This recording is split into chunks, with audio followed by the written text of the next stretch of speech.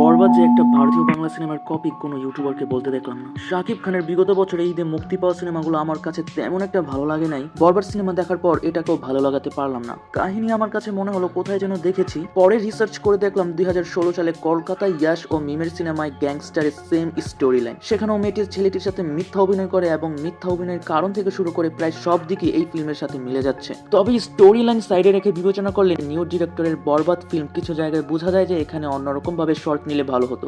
মাঝে মাঝে কিছু কিছু জায়গায় সিন কাট হয়ে অন্য সিনে চলে যায়, এটা একদম চোখে লাগে। কোনো ইমোশন তো ক্রিয়েট করতে পারে নাই, উল্টো অল্প কোনো কারণবশতই ব্রুটাল ভাবে কিছু সিন অ্যাড করা হয়। তবে ভালো লাগার দিক শুধু জিশু, মিশা ও শাকিব খানের অভিনয় আর দুইটা গান। শাকিব খানের মুভি ইনকাম করছে ভালো, এটা শুধু তার স্টারডমের জন্য। তবে মুভির কাহিনী যেমন গ্যাংস্টার ফিল্ম থেকে নেওয়া তেমনই দুর্বল ডিরেকশন। আমার কাছে কপি মুভি ছাড়া তেমন অন্য কিছু মনে হয়নি। আরেকটা খারাপ লাগার বিষয় হলো বাংলা ইউটিউবাররা যেমন RNR, সিনেব্রোস, তারা কেউই একবার বলো না যে বরবাদ সিনেমার কাহিনীটি কপিড।